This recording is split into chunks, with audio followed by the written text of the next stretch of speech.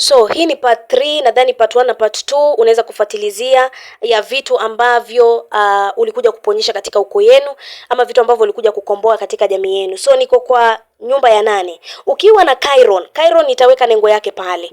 Na kama uko na hii Chiron kwenye nyumba ya 8, tuseme uko na Chiron in Scorpio na kuna placements zingine pale na unahitaji kuelewa ulikuja kuponya nini katika maisha yako na mbona maisha yako yamekuwa hivyo, mbona ulipitia hivyo, unaweza kunitafuta. Nambari yangu ya WhatsApp ipo kwenye profile, ukinitafuta naweza kukusaidia. So ukiwa na Chiron in Scorpio, wewe uliishi kuabusiwa ukiwa ni mtoto mdogo, either kupitia katika mambo ya kiroho, maybe umetoka kwenye familia ya madhabahu walikufunga kiroho. Kumbuka ulipoingia katika hiyo jamii umeingia na nguvu ya kiroho ya nzito sana. So unaingia kwenye jamii ya watu ambao maybe wameinamishwa kwa madhabahu, wametatizikwa, wameabusiwa, vitu kama hivyo. So kumbuka umeabusiwa ukiwa ni mtoto mdogo. Maybe ulifanyishwa kiti kwa muda mrefu, ulifanyishwa msukulo, ulizima ufahamu wako kwenye madhabahu kwa muda mrefu, au kaingizwa kwenye maagano na kutumika kwenye madhabahu ukiwa ni mtoto mdogo bila wewe kujijua, au umepata vita vya kiroho ukapatana na watu wanaotaka kukutumia kinguvu au nyota yako, na hii ikakufanya ukaingilia pombe, ukahaba, uraibu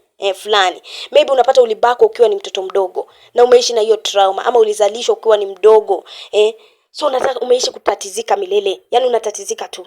Ama unapata uko na vita vya kiroho vizito mpaka unaambia mtu mimi hata sijui nianzie wapi. Ni kwa sababu ya nguvu ambayo uko nayo ndani.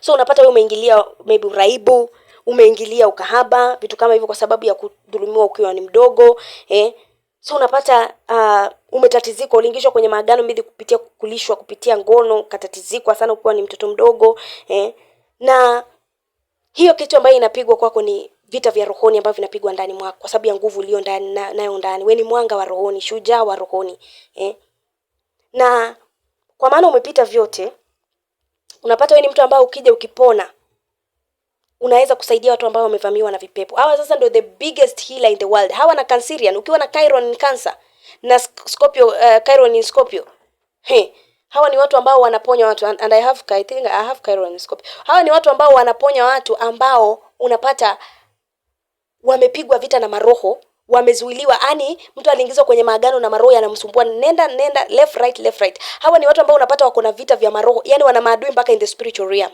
Hawa ni watu ambao unapata wamefanywa bluetooth in the spiritual realm. Yani kuna kila mtu amejiconnect kwake.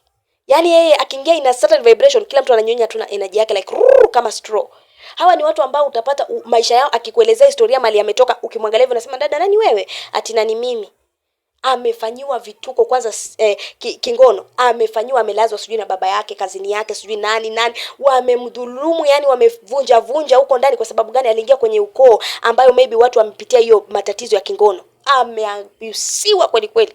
So unapata yani kusimamisha, kuregesha nguvu yake, mtu huyu akija kuregesha nguvu yake, hakuna kitu kinaweza kumsimamia.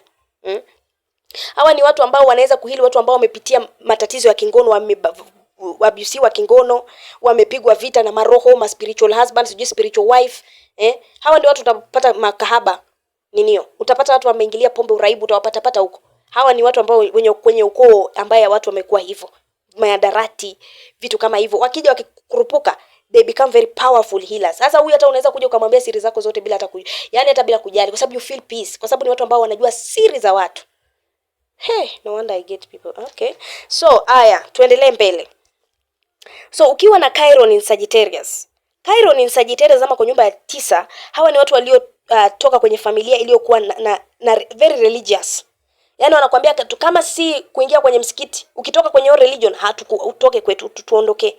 Yani watu ambao walifuata imani fulani, ama walikuwa na mila na tamaduni fulani, ama walikuwa na madhabahu fulani.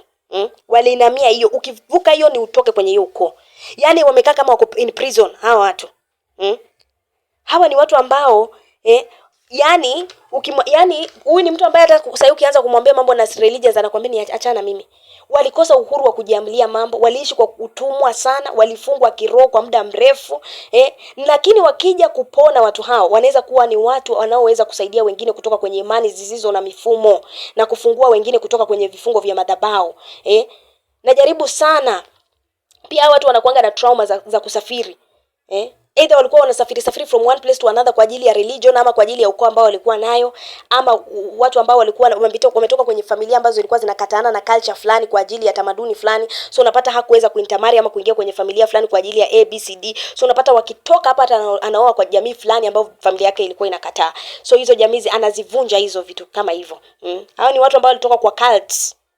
Lakini akija akipona anakuja anafungua watu. Na ukiwa na Chiron in Capricorn ama kwa nyumba ya 10, wewe ni mtu ambao uliishi kukontroliwa na kuabuziwa na baba yako. Baba yako yani hao ni watu ambao walidhulumiwa na baba. Hata hata utapataga watu hawananga mahusiano mazuri na baba yao. Una shida sana na watu ambao wenye wako kwa mlako kwa kazi. Ukiona mtu ambaye ni boss kazini uko na matatizo naye. Wewe hao ni watu ambao hawataki 9 to 5, wanataka tu kazi yao wenyewe. Hawa na watu ambao wako na Chiron in Sagittarius. Hao wenye wako na Chiron in Sagittarius utapata hawataki kufuata religion fulani, wanataka kuanzisha ya kwao. Ni watu ambao wako free. Wakiona mahali kuna religion fulani ya imani fulani sijui ufuate hawataki hiyo, kwa sababu wametoka kwenye familia ama kwenye ukoo ambao ilikuwa na hizo mila na tamaduni, beliefs. So unapata wenye wako na Chiron in Capricorn, unapata wako na matatizo na baba yao. Walikontroliwa, walimanipulatiwa, walitatizwa, yani baba alikuwa anapiga, anagonga, anafanyisha vitu kwa vyote ambavyo alikuwa anafanya. So wana shida na kukontroliwa. Akiona tu mahali popote anakontroliwa yeye hataki.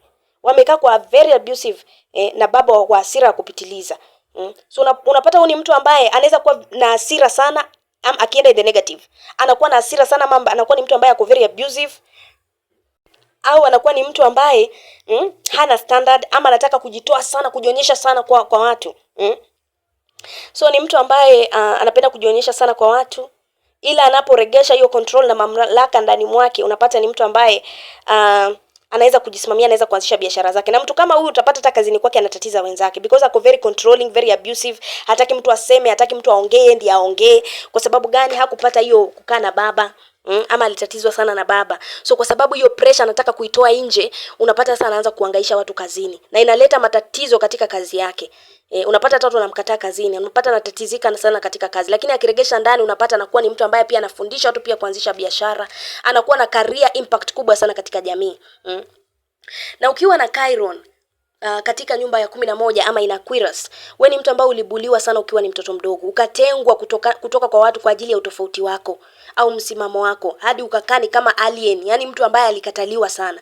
Maana kila wakati unataka kujiunganisha kwa watu unapata unakataliwa, tafutiwa maneno bila sababu, either social media. Unapata ndio watu ambao wanaibishwa kwa social media, ama wanatafutiwa tu maneno kila wakati. Come and see fulani, have you seen fulani? Anabuliwa na humiliatiwa na tatizikwa kwa social media. Kwa ajili ya nini? Huyu ni mtu ambaye kuna utofauti fulani. Huyu ni mtu ambaye kuna msimamo fulani. Umeingia kwenye jamii ambayo watu hawana msimamo. Maybe watu wako na njia fulani hawajijua, hawajitambui. So unapata wewe kuna msimamo fulani, kuna utofauti fulani. Maybe katika familia yako kulikuwa na watu ambao walikuwa na specialities tofauti fulani, kuna kitu special lakini walizimwa. So unapoingia katika hiyo jamii unapata sasa unakataliwa kwa sababu wanakuona sisi tulikuwa hivi lakini tukazimwa, sasa wewe mbona wanaanza kutatiza because that is a new thing. So popote unapoenda kwenye vikundi wapi, environment wanakukataa kwa ajili ya utofauti wako. So unapata wewe ni mtu ambaye siku zote anajitenga, hana marafiki. Na kumbuka Aquarius anasimamia nini? Community. Hana marafiki, haelewani na watu, ako tu peke yake. Ni mtu ambaye alikataa kujikubali, hajithamini kwa sababu watu walimkataa. Ila kwa njia ya kuja kujiponesha huyu mtu unapata anaregesha kwa sababu unajua huyu ni mtu ambaye huwa ako na akili farm. Ideas ziko sana. So unapata akija akipona, unapata huyu ni mtu ambaye anaweza kuponya wenzake, anaweza kuponya watu katika jamii waliokataliwa, anaweza kufanya watu ambao walikataliwa wakakubalika katika jamii. Ni mtu ambaye anaweza ponya ukoo, ikaje ikajikubali, ikaje ikajisimamia. Unapata anti, mashangazi walikataana. So unapata anaregesha hiyo community love. Watu wanajikubali, uchawi unaisha, watu wanajisimamia. Lakini the negative anaweza kuwa ni mtu mchawi sana huyu. Anaweza destroy na kuharibu anga za watu kwa sababu walimkataa, walimtenga kwa ajili ya utofauti wake. So jaribu kuangalia makovu yako iko wapi. Hiyo hasira ambayo umeweka huku kuja hivyo, kuna kitu kingine ambacho kilikuvaa. I hope umenielewa vyema.